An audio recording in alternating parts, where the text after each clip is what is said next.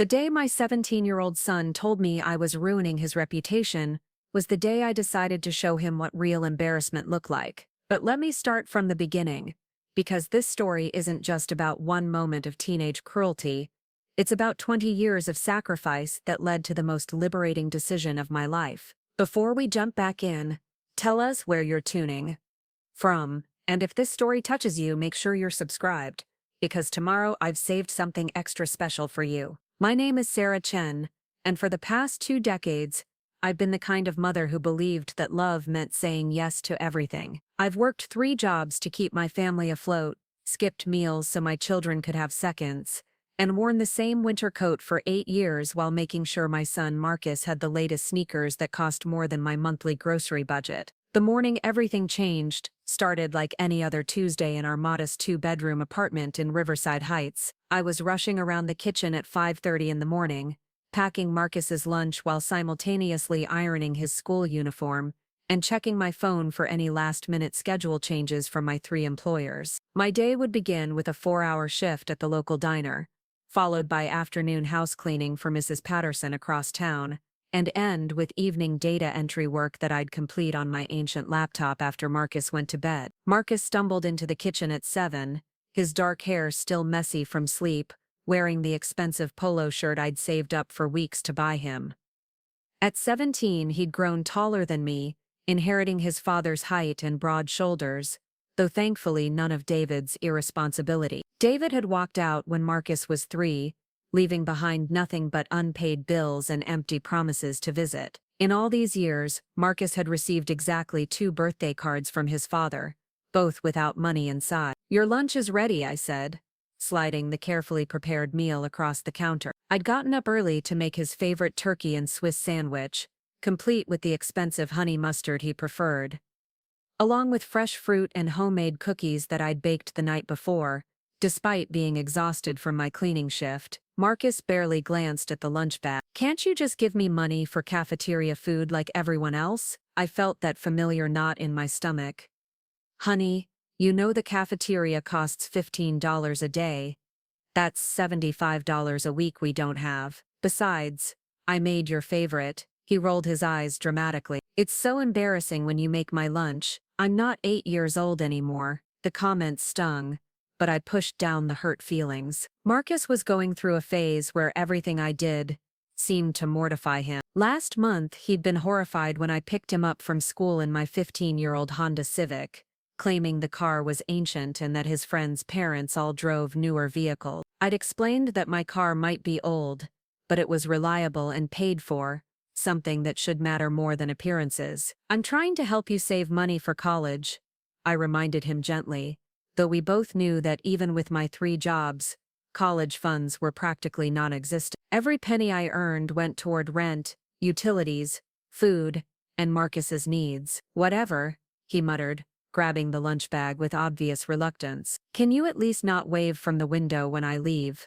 Mrs. Rodriguez saw you yesterday and asked if you were checking up on me like I'm some kind of baby." Mrs. Rodriguez was our elderly neighbor who had always been kind to us, often bringing over extra soup when she cooked too much. The fact that Marcus was embarrassed by her simple observation of my motherly concern felt like another small dagger to my heart. "I just like seeing you off safely," I said quietly. "Well, it's weird, and can you please not wear that apron to the grocery store anymore? People will think you're some kind of maid or something." I looked down at the simple yellow apron I wore during my cleaning job. It was practical and protected my clothes from harsh cleaning chemicals, but I'd also worn it to the store the previous evening, because I'd been rushing between jobs and hadn't had time to change. The apron was clean and neat, and I'd never considered it something to be ashamed of. "There's nothing wrong with honest work, Marcus," I said, though my voice lacked conviction.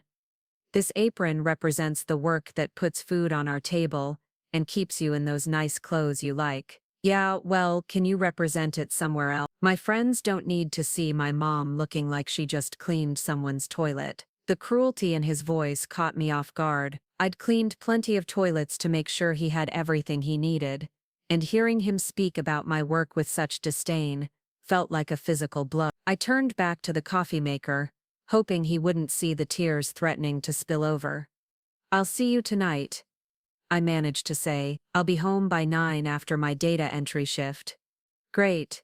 More exciting family time, he said sarcastically, heading toward the door. After he left, I stood in my small kitchen, surrounded by the breakfast dishes he'd left behind, and tried to remember when my bright, affectionate little boy had turned into this stranger who seemed to resent my very existence. There had been a time when Marcus would hug me goodbye each morning, when he'd proudly tell his teachers about how hard his mom worked, when he'd beg me to stay and watch movies with him on Sunday afternoon. That version of my son had been replaced by someone who acted as though my presence in his life was an inconvenience, as though the sacrifices I made daily were somehow inadequate or embarrassing. Every interaction felt like walking on eggshells, wondering which aspect of my life he'd find shameful next. I cleaned up the kitchen quickly, changed out of my pajamas into the black pants and white shirt I wore for my diner shift, and headed out into the crisp October morning. The 30-minute bus ride to downtown gave me time to think, something that had become both a blessing and a curse. During these quiet moments, I often found myself questioning every parenting decision I'd made. Had I been too lenient with Mark? Had I spoiled him by always prioritizing his wants over our financial reality? I'd worked so hard to make sure he never felt the sting of poverty that had defined my own childhood. But perhaps in protecting him from struggle, I'd failed to teach him gratitude and empathy. My shift at Sunrise Diner began at 8 sharp. The restaurant was owned by Tony Martinelli, a 60-something man who'd given me a job when I was desperate, asking no questions about my lack of recent work experience. I'd started as a dishwasher and worked my way up to server, earning decent tips from the regulars who'd come to know my story over the years. "Morning, Sarah," called out Rita, the other morning server who'd become something of a friend over the past 3 years. "You look tired." "Honey, everything okay at home?" Rita was in her 50s, a grandmother of 6 who'd raised her children as a single mother after her husband died in a construction accident. She had a way of reading people that came from years of experience and hardship. "Just the usual teenage drama," I replied, tying my apron around my waist. This apron was different from my cleaning one, black with the diner's logo, but seeing it reminded me of Marcus's cruel words from that morning. "Let me guess," Rita said, knowing, "Your boy's going through that phase where everything you do is mortifying and he'd rather be raised by wolves than be seen with his mother." I managed a small laugh. "Something like that. Sometimes I wonder if I've done everything wrong. He acts like he's ashamed of me, ashamed of how we live." Rita paused in her coffee preparation and looked at me seriously. "Honey, I raised 4 kids on my own after my Jimmy passed. Every single one of them went through a phase where they thought I was the most embarrassing person on the planet. My youngest, Danny, once told me I was ruining his life because I worked at the grocery store and his girlfriend's mother was a nurse. You know what I told him?" "What?" I said. "Danny, when you're paying your own bills and buying your own food, then you can have an opinion about how I earn the money to support your ungrateful behind. Until then, you'll show respect for the work that keeps you fed and housed." How did he respond to that? "Oh, he threw a fit, slammed doors, gave me the silent treatment for a week, but you know what? He learned. They all learned. And now Danny's 28, married with 2 kids of his own, and he tells people his mother is his hero because she worked 3 jobs to put him through college." Rita's words gave me some comfort, but they also highlighted a painful truth. I'd never stood up to Marcus the way Rita had stood up to her children. I'd absorbed his criticism, made excuses for his behavior, and continued sacrificing without demanding respect in return. The morning rush kept me busy enough to push these thoughts aside temporarily. Regular customers filled the diner, ordering their usual breakfast combinations while sharing bits of their lives. There was Mr. Patterson, a retired teacher who always ordered scrambled eggs and wheat toast while grading papers for the tutoring service he ran. Mrs. Kim, who worked the night shift at the hospital and stopped by for coffee and pastry before heading home to sleep. The Hendricks couple, both in their 70s, who shared a single breakfast plate and held hands across the table while reading the newspaper together. These people had come to know me over the years, asking about Marcus's school progress, and remembering when I'd mentioned important events in his life. They treated me with kindness and respect, often leaving generous tips when they knew I was struggling. Their warmth stood in stark contrast to the cold indifference I'd been receiving at home. Around 10:30, preparing and narrating this story took us a lot of time. So if you are enjoying it, subscribe to our channel. It means a lot to us. Now, back to the story. During a brief lull between the breakfast and lunch rushes, my phone buzzed with a text message from Marcus. My heart always jumped a little when I heard from him during school hours, hoping it might be something positive, maybe even an apology for his harsh words that morning. The message read, "Need money for school supplies. Can you bring $50 to school at lunch?" $50. I quickly calculated my tips from the morning. About $35 plus the $20 I had in my wallet from yesterday's house cleaning job. I could cover it, but it would mean no money for groceries until my next paycheck, which was 3 days away. We'd have to make do with whatever was left in our nearly empty pantry. I texted back, "Can it wait until Friday when I get paid? What supplies do you need?" His response came quickly, "No, it can't wait. It's for a group project, and everyone else already brought their money. I'll look stupid if I don't have it." The familiar guilt crept in. Marcus was a good student, maintaining mostly A's and B's, despite the chaos of our financial situation. If he needed supplies for school, that was a legitimate educational expense, something I'd always prioritized even when it meant cutting back on everything else. "I'll bring it during my lunch break," I replied. "Thanks, don't come to the main office though. Meet me at the student parking lot so no one sees you." That last line hit me like a slap. Don't let anyone see you. The message was clear. His mother was something to be hidden, someone whose presence would somehow diminish him in front of his peers. I stared at the phone screen for a long moment, feeling a mixture of hurt and growing anger. Rita noticed my expression and came over during a quiet moment. "Bad news. Marcus needs money for school supply. $50 that I don't really have, and he wants me to meet him in the parking lot so his friends won't see me." Rita's expression hard. That boy is 17 years old enough to understand that money doesn't grow on trees, and mothers deserve respect regardless of their circumstances. "I just want him to focus on his education without worrying about money," I said weakly. "Honey, there's a difference between supporting your child's education and allowing yourself to be treated like an ATM machine with legs." When's the last time that boy said thank you for anything you've done for him? I couldn't remember. The realization was startling and painful. I couldn't recall the last time Marcus had expressed genuine gratitude for any of the sacrifices I made daily. Everything had become expected, taken for granted, as though I existed solely to serve his needs, while remaining invisible to his social world. My lunch break arrived at 1 o'clock. I took the bus to Marcus's school, Riverside High, a sprawling brick building that served students from our lower-income neighborhood, as well as kids from the more affluent areas nearby. The contrast was always evident in the parking lot, where dented older cars like mine sat next to sleek SUVs, and sports cars driven by students whose parents could afford such luxuries. I found Marcus waiting by the chain-link fence that separated the student parking area from the main campus. He was standing with 2 other boys I recognized from previous school events: Tyler Morrison, whose father owned a successful plumbing business, and Jason Wu, whose mother was a pharmacist. Both boys came from families that, while not wealthy, were significantly more comfortable than ours. As I approached, I could hear fragments of their conversation. Tyler was talking about his family's planned vacation to Hawaii over winter break, while Jason was showing off a new phone his parents had bought him for his birthday. Marcus was nodding along, laughing at their stories, but I noticed a tension in his posture that suggested he felt like an outsider looking in. "Marcus," I called softly, not wanting to interrupt his time with friends, but needing to complete our transaction quickly so I could get back to work. He turned and I saw something flicker across his face, not quite embarrassment, but close to it. "Hey," he said curtly, walking a few steps away from his friends. "Do you have the money?" I pulled the $50 from my wallet, money that represented nearly 2 full shifts at the diner. "Here you go. What exactly do you need to buy?" "Just supplies for the project," he said vaguely, pocketing the cash without making eye contact.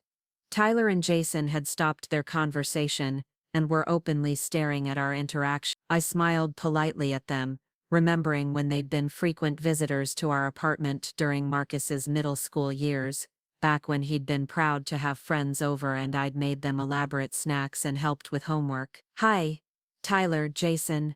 How are you boys doing?" "Hi, Miss Chain," Tyler replied politely, though I caught him taking in my diner uniform with obvious curiosity. Jason nodded but didn't speak, his attention focused on his phone. Marcus shifted uncomfortably. "Okay, thanks for the money. You can go back to work now." The dismissive tone in his voice, especially in front of his friends, sparked something in me that I'd been pushing down for months. "Actually, I was hoping we could talk about your plans for this weekend. I have Saturday afternoon off and I thought we might." "Mom," Marcus interrupted, his voice sharp with warning. "I'm busy this weekend. We'll talk about it later." Tyler and Jason exchanged glances, and I realized that my simple suggestion for spending time together had somehow become another source of embarrassment for my son. I was being dismissed like a delivery person who'd outlived her usefulness. "Of course," I said quietly. "I'll see you at home tonight." As I walked back toward the bus stop, I heard Tyler's voice carrying across the parking lot. "Dude, your mom seems really intense, like clingy, or whatever." I didn't hear Marcus's response, but his silence spoke volume. He didn't defend me, didn't explain that I worked multiple jobs to support us, didn't mention that I rarely asked for his time, because I was usually too busy working to provide for his needs. He simply let his friend's criticism hang in the air, another moment where my son chose his image over his mother. The bus ride back to the diner gave me 30 minutes to think about what had just happened. Rita's words echoed in my mind, mixing with my own growing realization that somewhere along the way, I'd lost not just Marcus's respect, but my own self-respect as well. When had I become someone who apologized for existing? When had I started accepting cruelty disguised as teenage attitude? And most importantly, when had I stopped teaching my son that love and respect should flow both ways in a family? My afternoon shift at Mrs. Patterson's house provided a stark contrast to the emotional turmoil of my morning. Eleanor Patterson was 73 years old, a retired librarian whose husband had passed away 2 years earlier. She hired me not because she couldn't clean her own modest home, but because she enjoyed the company and wanted to support someone she saw as a hard-working single mother. "Sarah, dear," she greeted me as I arrived at her neat little house on Maple Street. "I've made too much soup again. I insist you take some home for you and Marcus." Mrs. Patterson always made too much soup, bread or casserole when I was scheduled to clean. It was her gentle way of helping without making me feel like a charity case. She treated me like a friend rather than hired help, asking about my day and sharing stories about her late husband or her grandchildren who lived across the country. "How's Marcus doing in school?" she asked as I began dusting her living room. "He's doing well academically," I replied, focusing on the picture frames that held decades of family memories. "Getting good grades, working on some kind of group project. And how are things between you two? Last time you seemed a bit worried about his attitude." Mrs. Patterson had a way of seeing through polite facades to the heart of matters. During previous visits, I'd mentioned some of my concerns about Marcus's increasingly dismissive behavior, though I'd downplayed the extent of his disrespect. "He's 17, I said, as though that explained everything. "I suppose it's normal for teenagers to push boundaries. There's a difference between normal teenage behavior and being unkind," Mrs. Patterson said gently. "My own children went through rebellious phases, but they never spoke to me the way I've heard some young people speak to their parents today. Respect isn't something that goes out of style with age." As I cleaned Miss Patterson's kitchen, I found myself thinking about the difference between her adult children and Marcus. Her son called every Sunday evening, and her daughter visited monthly, despite living 3 hours away. Both spoke about their mother with obvious affection and gratitude, frequently mentioning how she'd supported their dreams and sacrificed for their education. What would Marcus say about me when he was their age? Would he remember the 3 jobs, the carefully packed lunches, the nights I stayed up helping with homework while fighting exhaustion? Or would he only remember that I'd embarrassed him by existing in his world? "Mrs. Patterson," I said suddenly,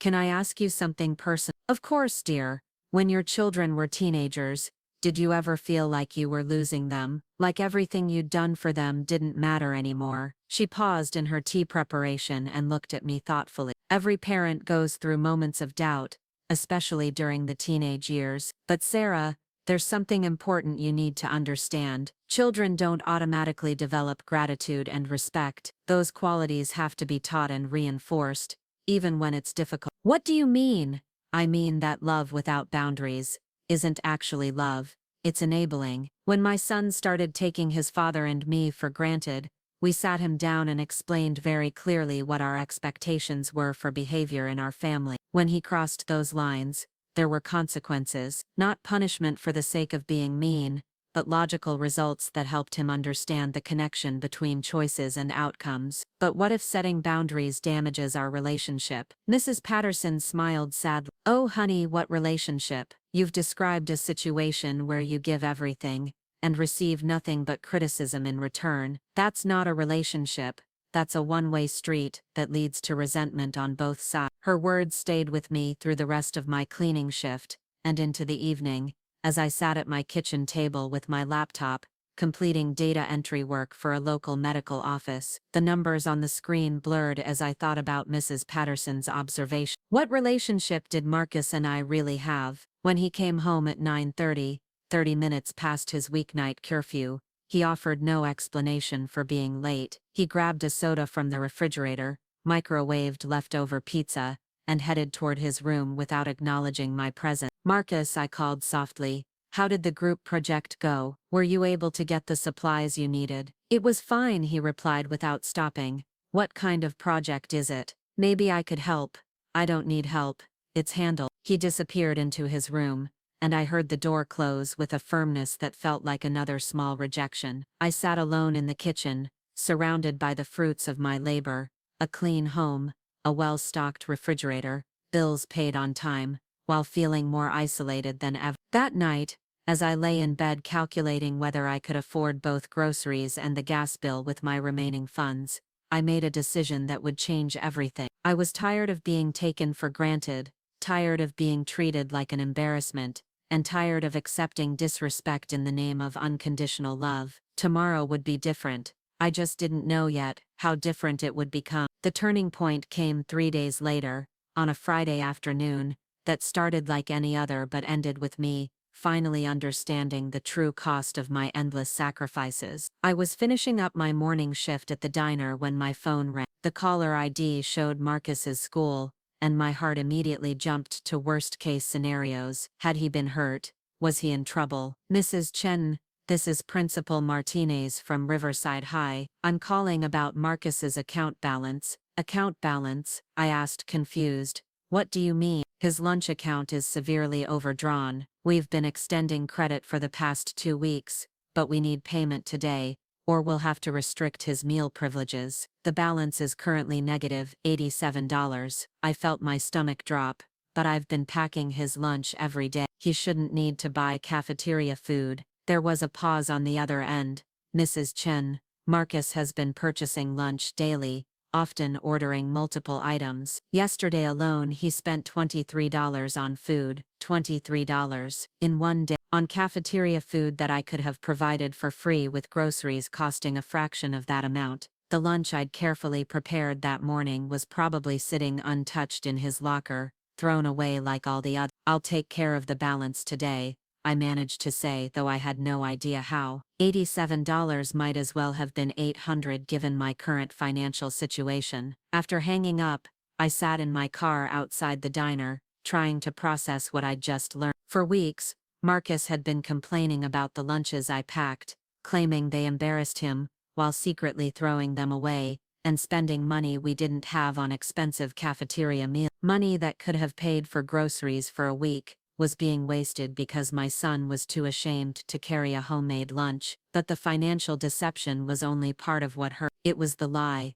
the casual way he'd let me continue packing lunches while knowing he'd never eat them, the way he'd made me feel guilty for not giving him cash for food when he was already spending far more than I could afford. I called Miss Patterson to let her know I'd be a few minutes late for my afternoon cleaning appointment, then drove to the bank to see if I could get a cash advance on my credit card. The First National Bank of Riverside was housed in an imposing brick building downtown, the kind of place that made people like me feel small and out of place. The marble floors and high ceilings seemed designed to remind customers of the economic hierarchy they occupy. I approached the customer service desk where a young woman with perfectly styled hair and an expensive-looking suit greeted me with the kind of smile that didn't quite reach her eyes. "How can I help you today?" "I need to get a cash advance on my credit card," I said quietly, feeling embarrassed about my financial desperation. She looked at my card, then at her computer screen,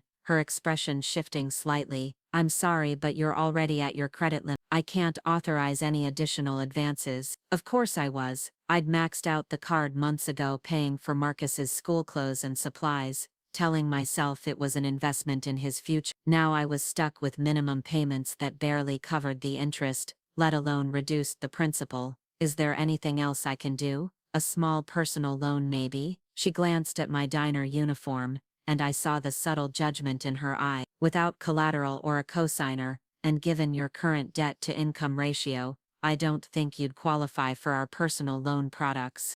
I stood there feeling foolish and desperate, aware that other customers were probably listening to my financial humiliation. Just as I was about to leave, I heard a familiar voice behind me. "Mom?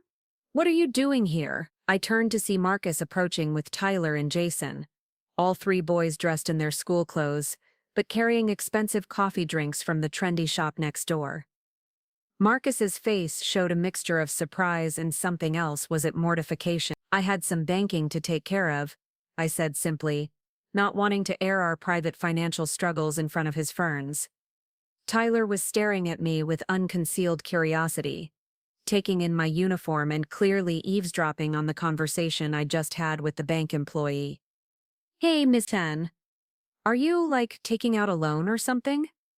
The question was asked with the tactless directness of a teenager who'd never worried about money, but it hit me like a physical blow. Here I was, struggling to cover my son's secret lunch expenses, while he stood drinking a $7 coffee in front of friends who had no concept of financial hardship.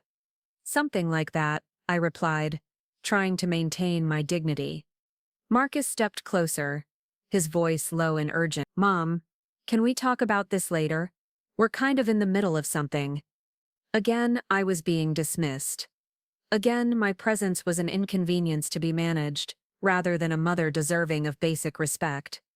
But this time, something inside me snapped. "Actually, Marcus, I think your friends might find this interesting," I said, my voice growing stronger.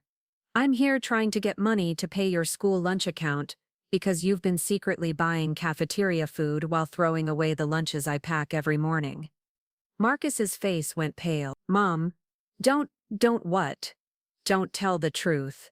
Don't mention that you've racked up an $87 debt, buying expensive lunches while complaining that my homemade food embarrasses you." Tyler and Jason exchanged glances, suddenly looking uncomfortable. The bank employee was also watching now, her professional demeanor shifting to obvious interest in the family drama unfolding in front of her desk. $87? Tyler asked, his eyebrows raised. "Dude, that's like a lot." "It's more than I spend on groceries in 2 weeks," I continued, my voice gaining volume and confidence.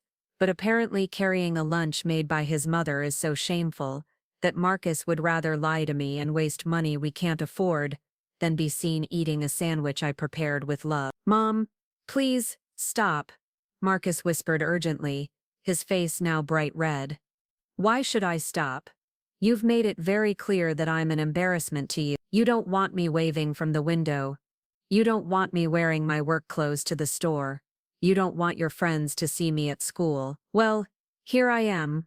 Mark, here's your embarrassing mother standing in a bank, trying to figure out how to pay for your lunch account, because you were too ashamed to eat the food I provided."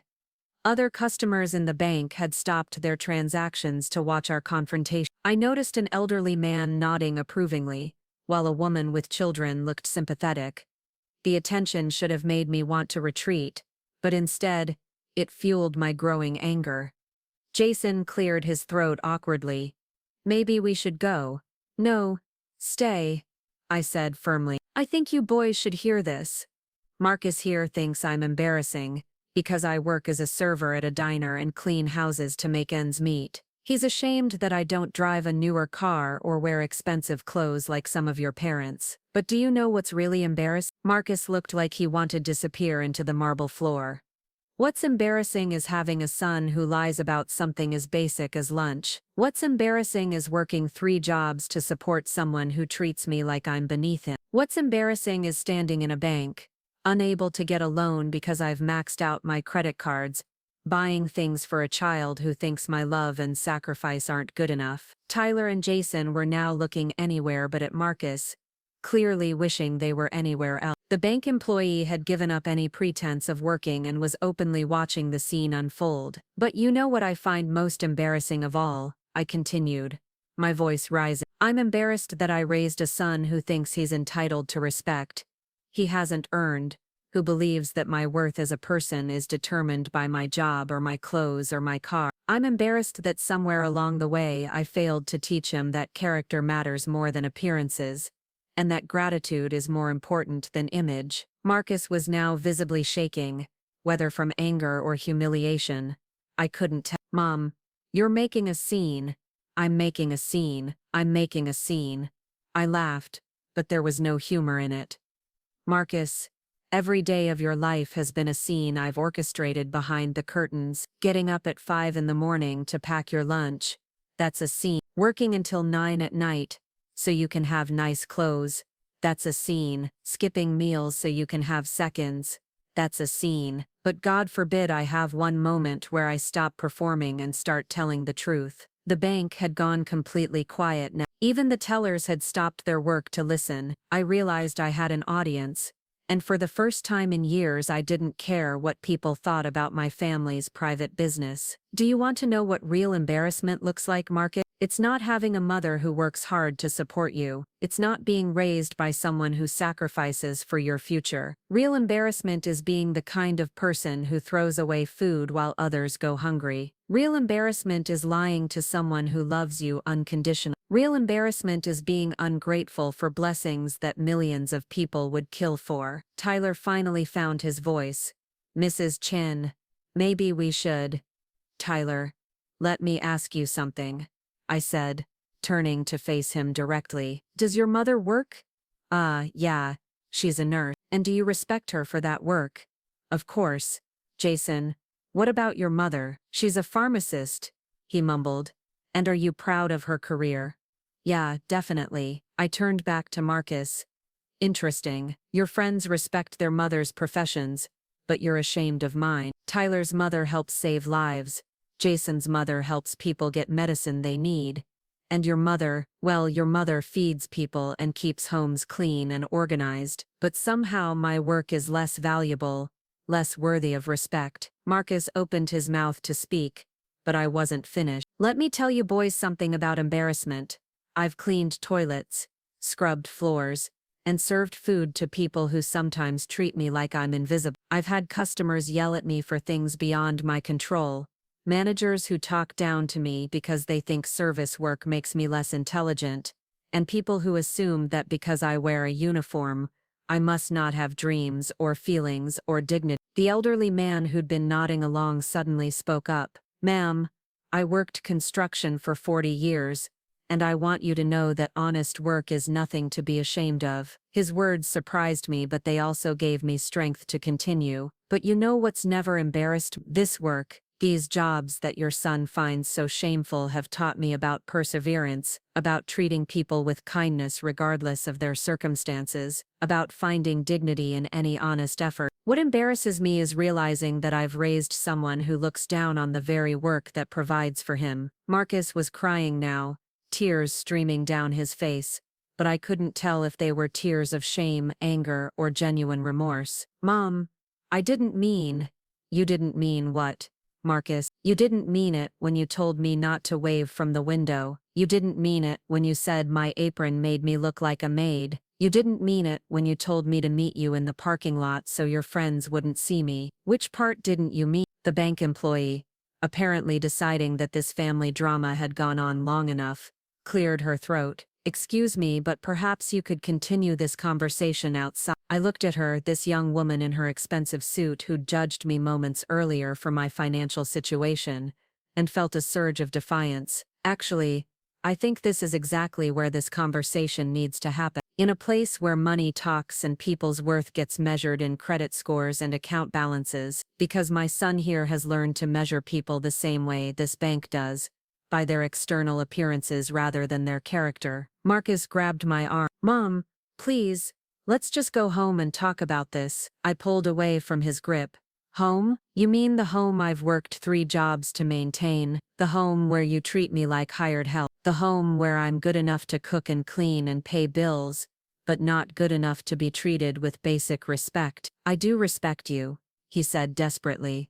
No, Marcus, you don't. Respect isn't something you can claim to feel while your actions prove otherwise. Respect is shown through behavior, through gratitude, through consideration for others. When's the last time you said thank you for anything I've done? When's the last time you helped with household chores without being asked? When's the last time you showed any interest in my life beyond what I could provide for yours? The questions hung in the air unanswered because we both knew the answers. Tyler and Jason had moved several feet away, clearly wanting to escape but not knowing how to leave their friend behind. I want you to understand something, Marcus, I continued, my voice now steady and determined. This moment, right here, is what real embarrassment looks like. Not a mother who works hard to support her family, but a son who's so spoiled and entitled that he throws public tantrums when his lies are exposed. Mrs. Chen, Jason said quietly, maybe Marcus could, get a job to help pay for stuff. The suggestion was innocent enough,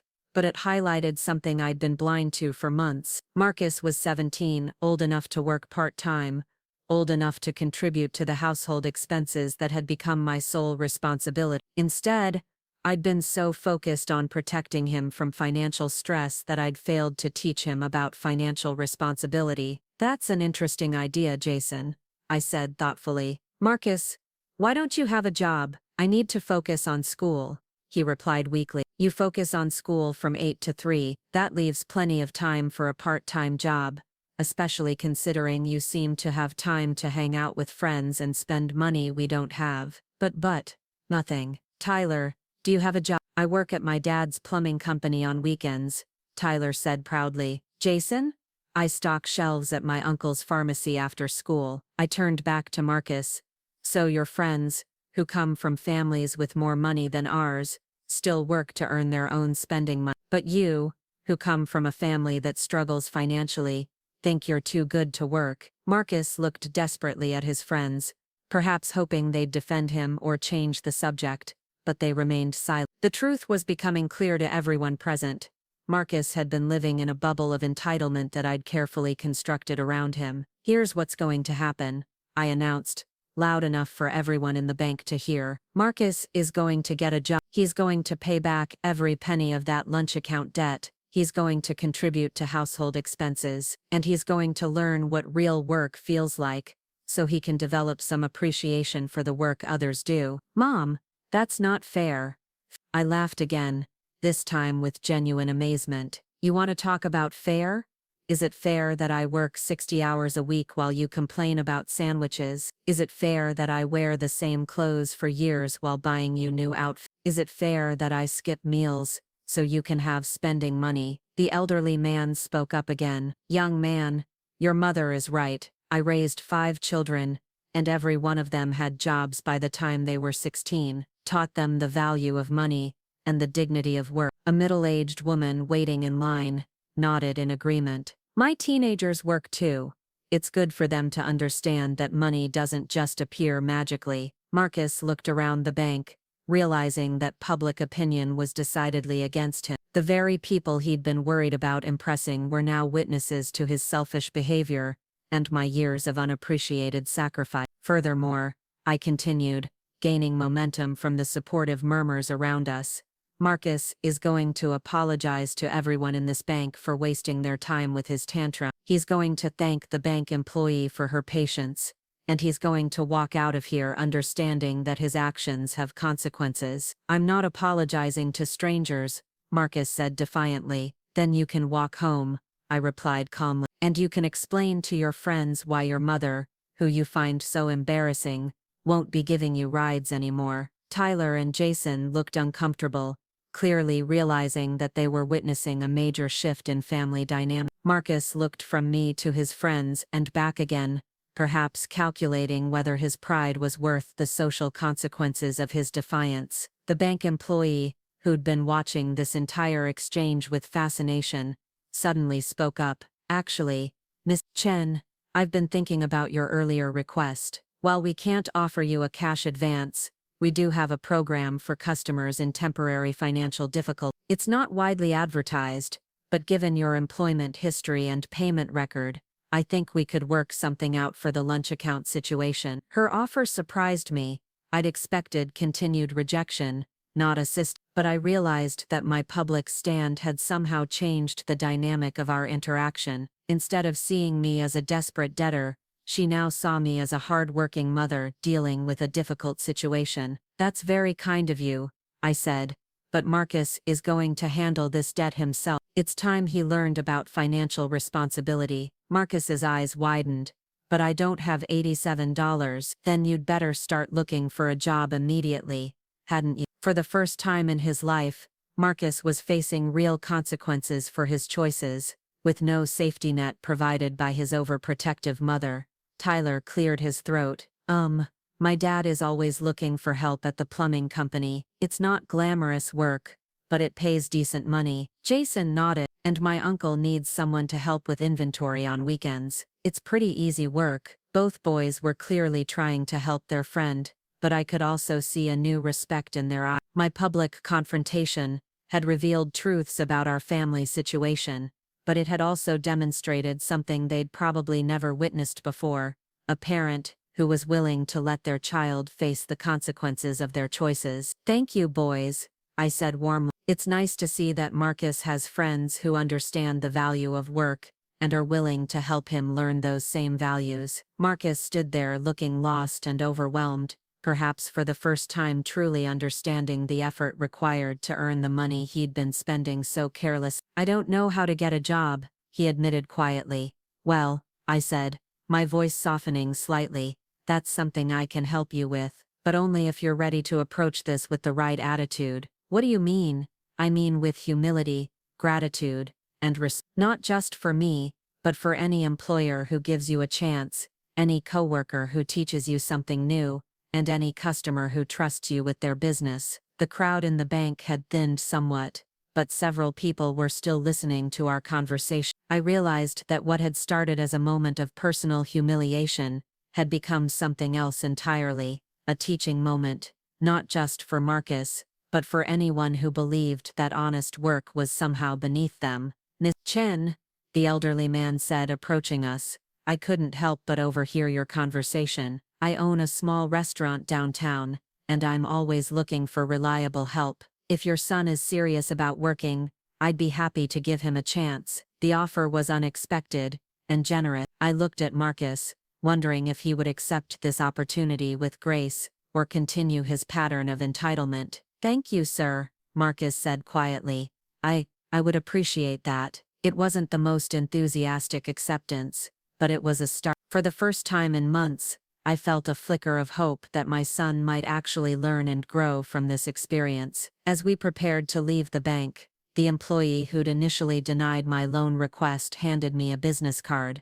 Ms. Chen, if you ever want to discuss financial planning or budgeting resources, please don't hesitate to call. Sometimes a fresh perspective can help families navigate difficult situations. I thanked her and turned to leave, with Marcus and his friends following behind. As we walked through the bank's heavy glass doors, I realized that something fundamental had shifted in our family dynamic. The old pattern of endless giving and taking had been broken, replaced by something that might eventually resemble mutual respect. But I also knew this was just the beginning. Real change would require sustained effort from both of us, and there would undoubtedly be more difficult conversations ahead. For now, though, I felt something I hadn't experienced in years: the strength that comes from standing up for yourself and the hope that comes from setting healthy boundaries. The afternoon sun felt warm on my face as we walked toward my old Honda Civic, and for the first time in months, I wasn't embarrassed by its dented exterior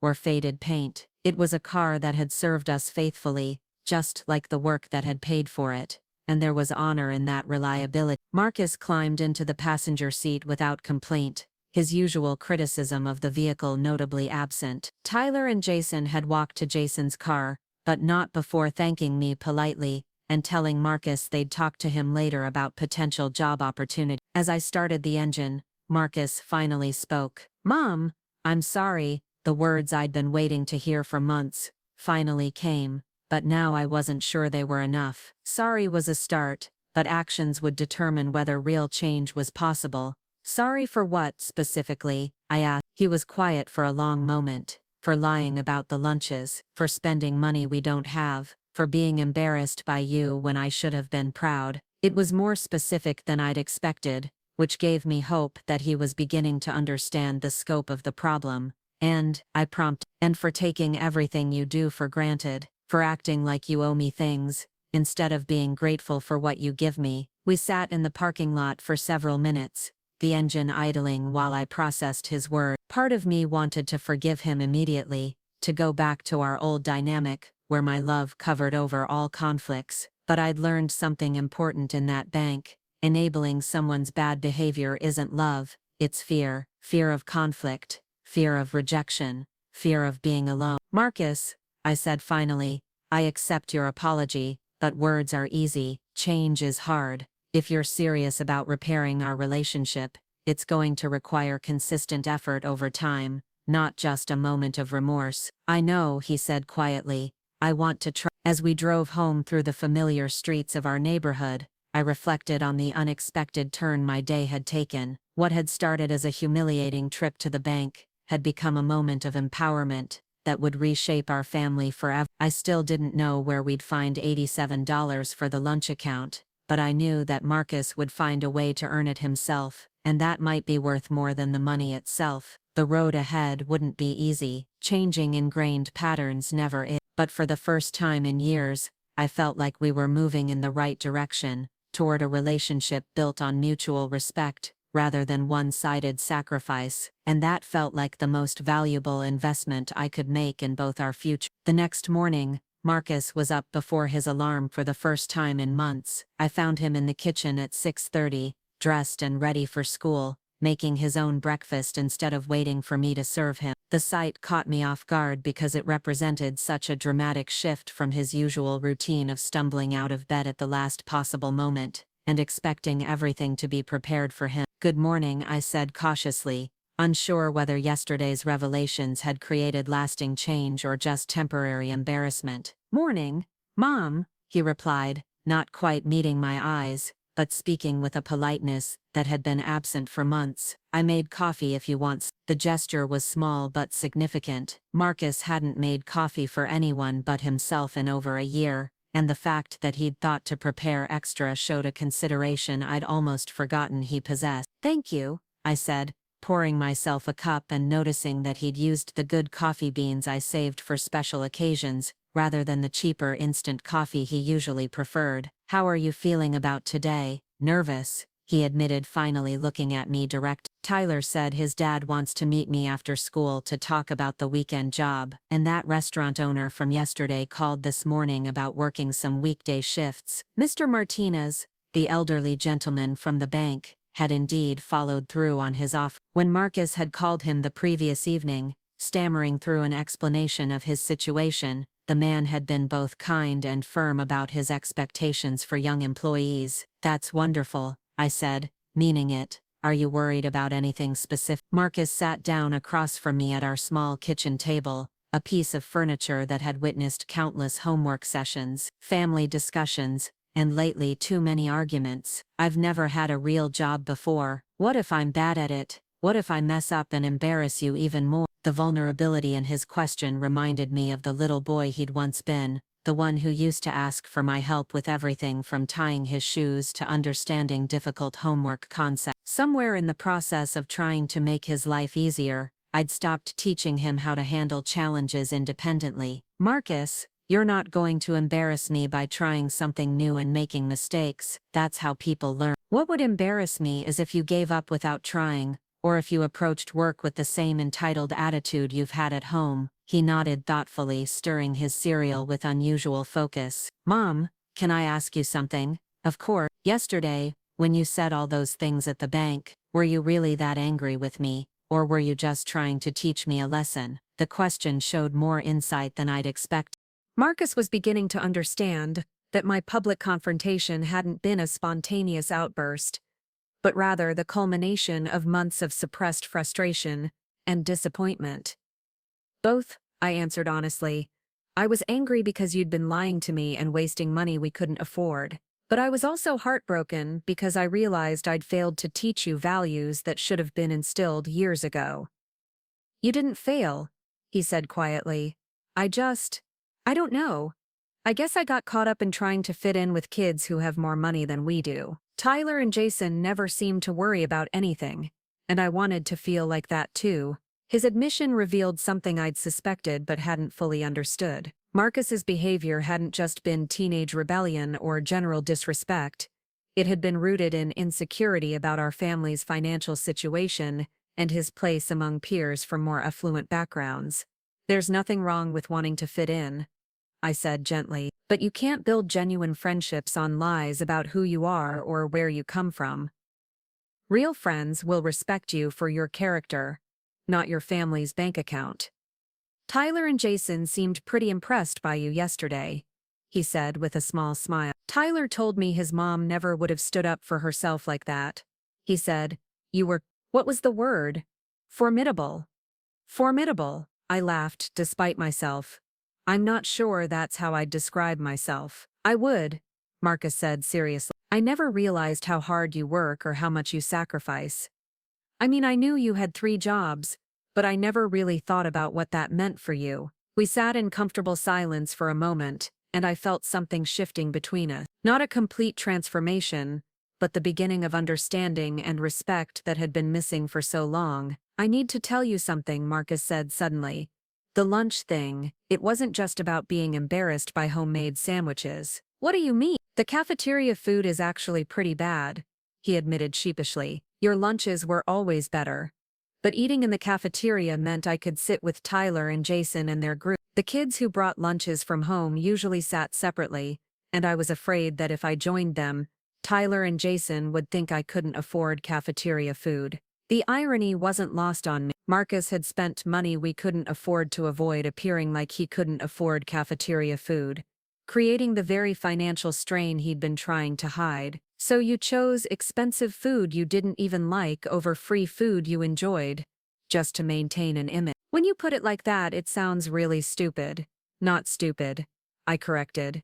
Human. We all make choices based on fear sometimes. The important thing is learning from those choices and making better ones in the future. Marcus finished his breakfast and gathered his school supplies, moving with more purpose than I'd seen from him in months. As he headed toward the door, he paused and turned back to me. Mom, would it be okay if I ate the lunches you pack from now on? I mean, if you're willing to keep making them. The request was so simple, but it carried enormous weight. It represented not just a practical decision about food, but a symbolic acceptance of who we were as a family, and a rejection of the shame that had been driving his behavior. I'd be happy to pack your lunch, I said, working to keep my voice steady. But I want you to understand that bringing a homemade lunch isn't something to be ashamed of. It's evidence that you have a mother who cares enough to get up early and prepare something nutritious for you. I know that now, he said softly. I'm sorry it took me so long to figure it out. After Marcus left for school, I sat at the kitchen table finishing my coffee and reflecting on the conversation we'd just shared. The change in his attitude was encouraging, but I knew that real transformation would require time and consistent effort from both of us. Yesterday's confrontation had created an opening for honest communication, but building a healthier relationship would be an ongoing process. My phone rang, interrupting my thoughts. The caller ID showed Mrs. Patterson's number, and I answered with some concern since she rarely called this early in the morning. Sarah, dear, I hope I'm not calling too early. I heard through the neighborhood grapevine about what happened at the bank yesterday, and I wanted to check on you. Small towns had their disadvantages, And apparently, word of my public confrontation with Marcus had spread quickly through local networks. I felt a moment of embarrassment, wondering how the story had been distorted in its retelling. "I'm fine, Mrs. Patterson. Marcus and I had a difficult conversation, but I think it was necessary." "Oh, honey. From what I heard, you handled yourself beautifully." Margaret Thompson was at the bank and saw the whole thing. She said she's never seen a mother stand up for herself so effectively while still clearly loving her child. The relief I felt was overwhelming. I'd been worried that people would judge me for embarrassing my son in public, but apparently at least some witnesses had understood the deeper issues at play. "It wasn't easy," I admitted. "I've never been comfortable with conflict, especially in public. Sometimes love requires us to be uncomfortable," Mrs. Patterson said wisely. "Enabling bad behavior isn't kind to anyone involved. You did that boy a favor by showing him consequences before life taught him those lessons in much harsher ways." Her words provided reassurance I didn't know I needed. The previous day had been emotionally exhausting, and I'd spent the night second-guessing my decision to confront Marcus so publicly. But Miss Patterson's perspective helped me see that my actions had been motivated by love, not anger or spite. "How are things between you and Marcus today?" she asked.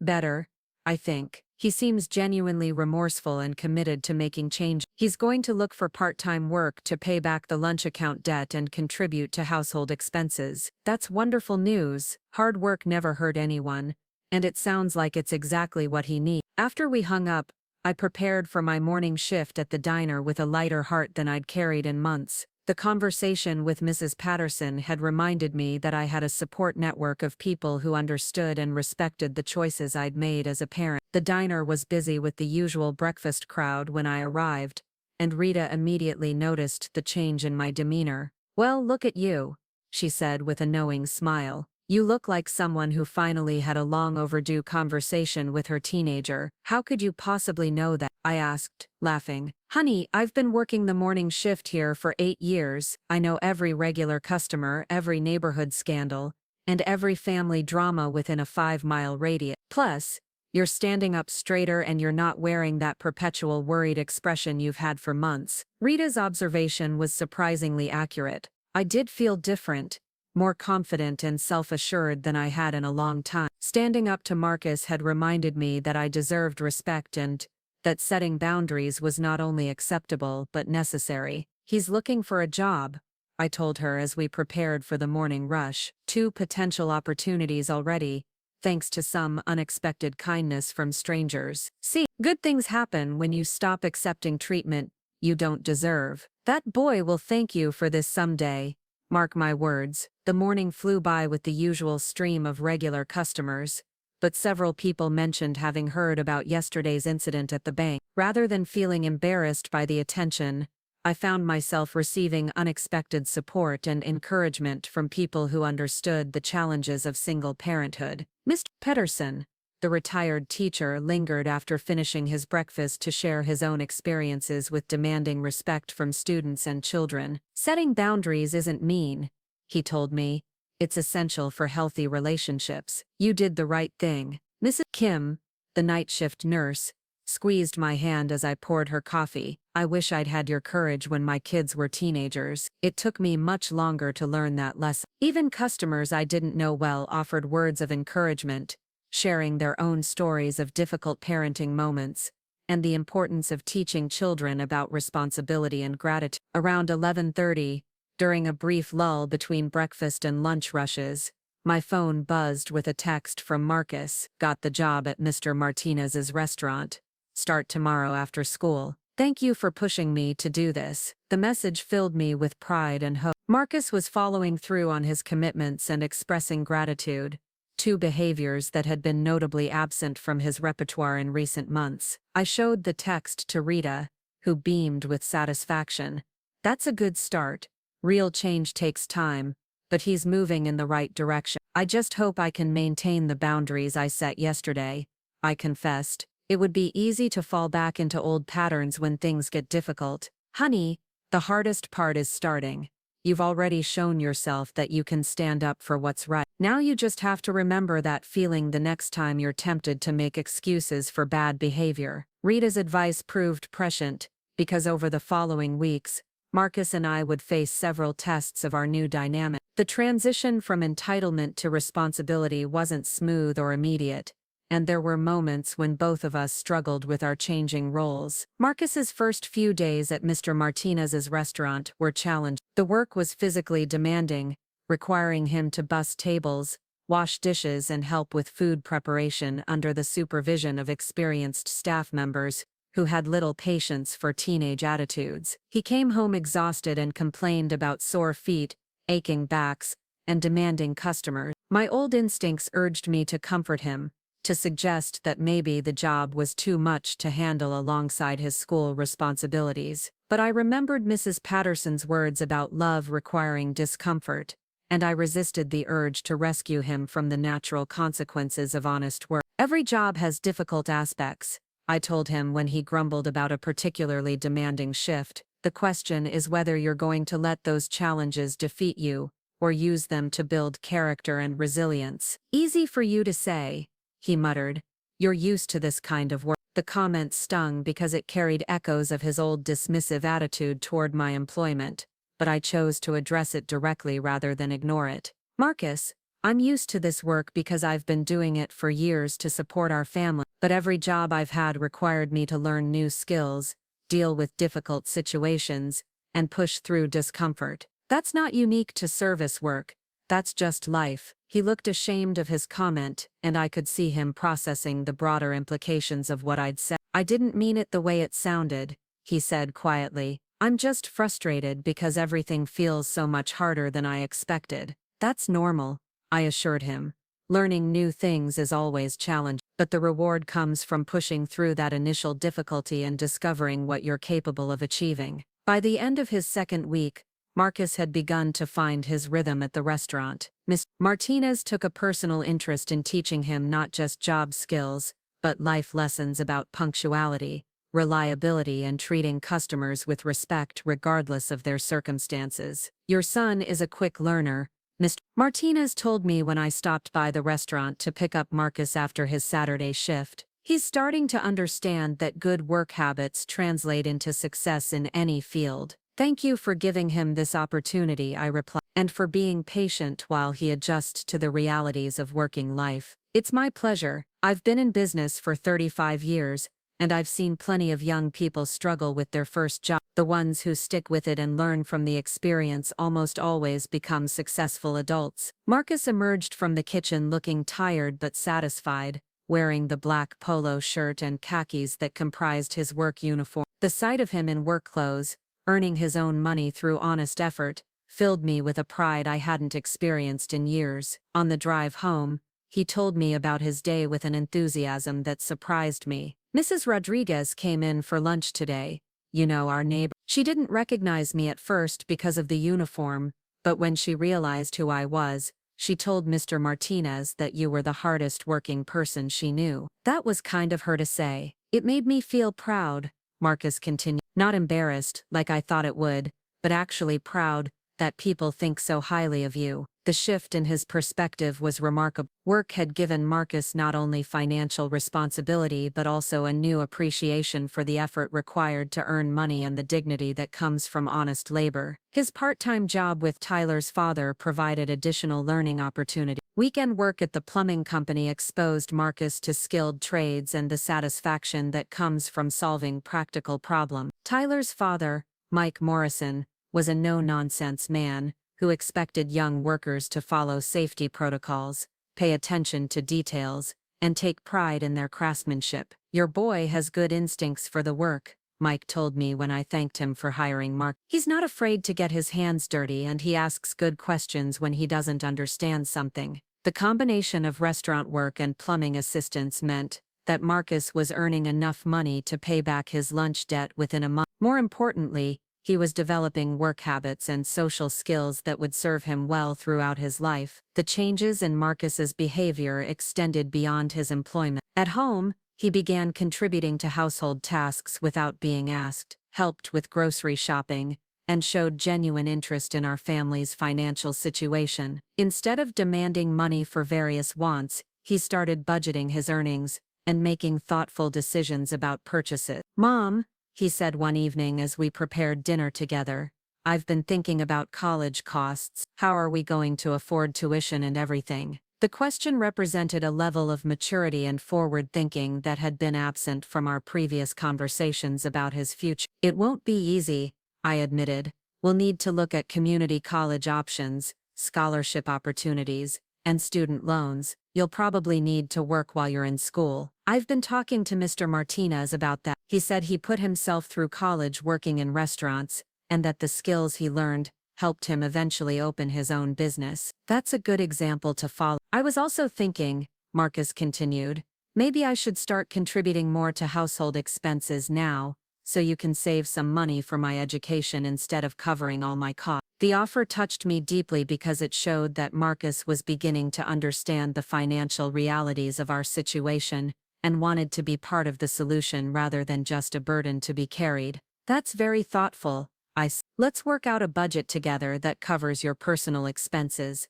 while still allowing you to save for your own future goals." Over the following months, our relationship continued to evolve in positive ways. Marcus became someone I could rely on rather than someone who required constant management. He took initiative with household responsibilities, made thoughtful decisions about his time and money, and treated me with the respect and consideration I'd been missing for so long. The transformation wasn't just one-sided.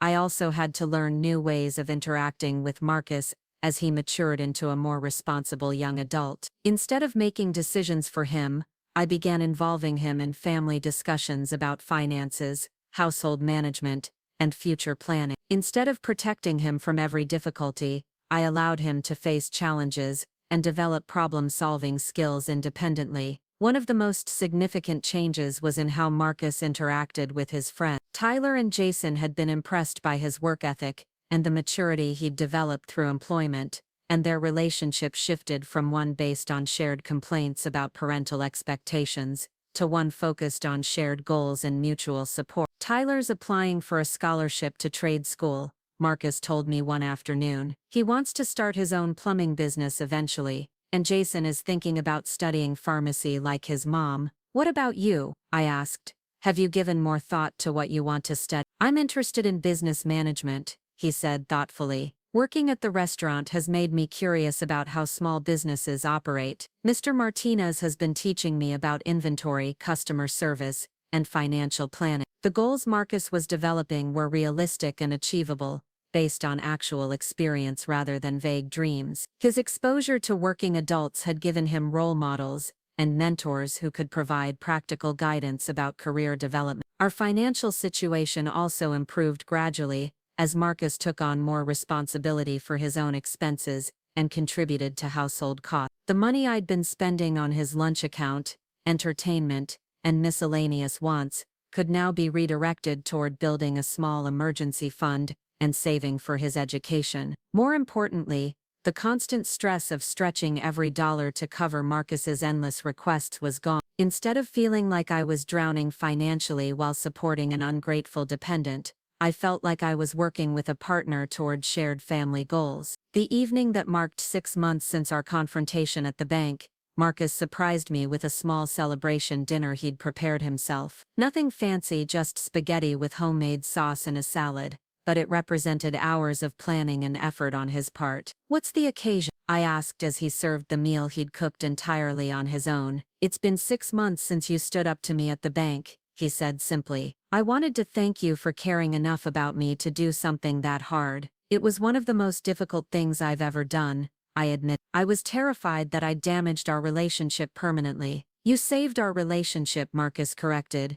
"We didn't really have a relationship before. I was just taking from you without giving anything back. That's not how families should work." His insight showed remarkable growth and self-awareness. The teenager who'd once been embarrassed by my work clothes and homemade lunches had become a young man who understood the reciprocal nature of healthy relationships. "I'm proud of who you're becoming," I told him. "Not just because you have jobs and contribute to the household, but because you've developed empathy and appreciation for others. I learned it from watching you," he said. "Not just in the past 6 months, but over all the years when I was too selfish to notice. You've always put other people's needs ahead of your own, even when those people didn't deserve it." As we ate the dinner he'd prepared, I reflected on the journey that had brought us to this moment. The path from that humiliating morning when he'd criticized my apron to this evening of mutual respect and gratitude hadn't been straight or easy, but it had been necessary. Marcus was now 18,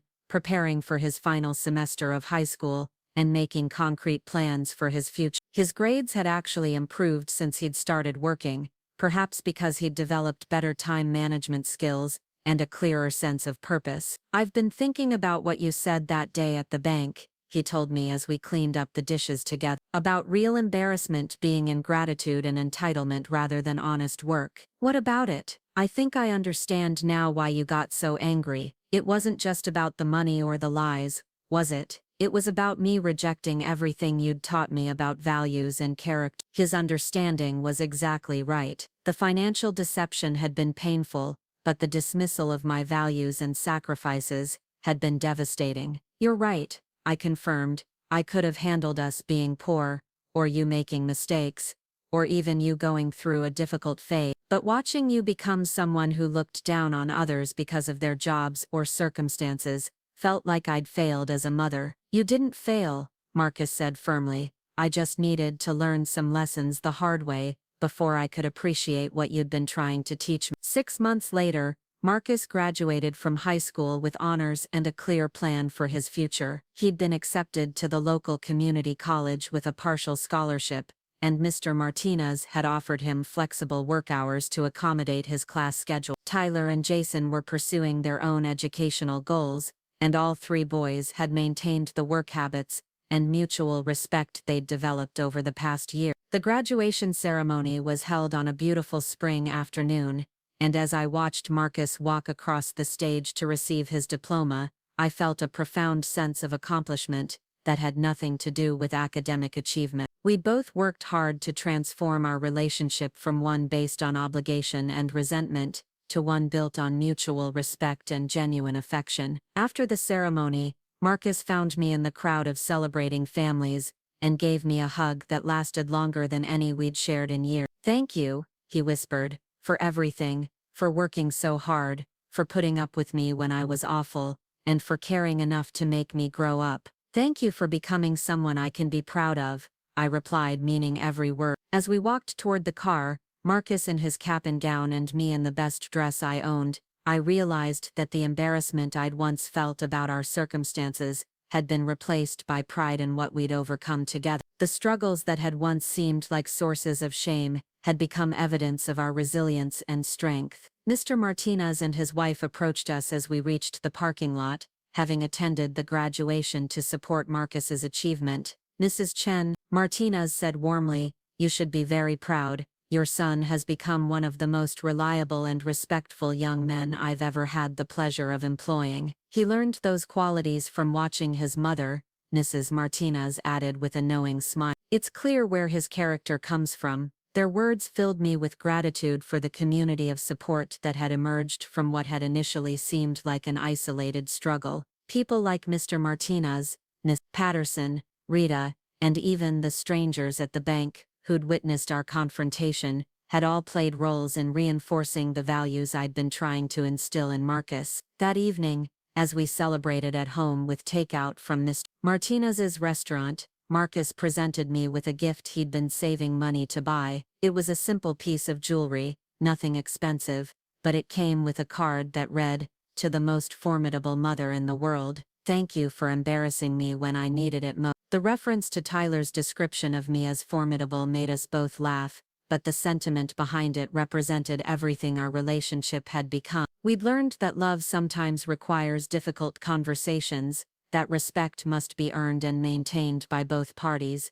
and that the best families are built on mutual support rather than one-way sacrifice. As I looked at my son, now a young man preparing for college and adult responsibilities, I felt a deep satisfaction that had nothing to do with his achievements, and everything to do with his character. The teenager who'd once been ashamed of my work and our circumstances had become someone who understood the value of honest effort and the importance of treating others with dignity regardless of their circumstance. The journey from that difficult morning when he'd criticized my apron to this celebration of his graduation had taught us both invaluable lessons about respect, responsibility, and the true meaning of family. Sometimes the most loving thing a parent can do is to stop enabling destructive behavior and start demanding the respect that makes genuine relationships possible. Marcus was no longer embarrassed by his mother's work, and I was no longer embarrassed by my son's behavior. We'd both learned to take pride in who we were and what we'd accomplished together,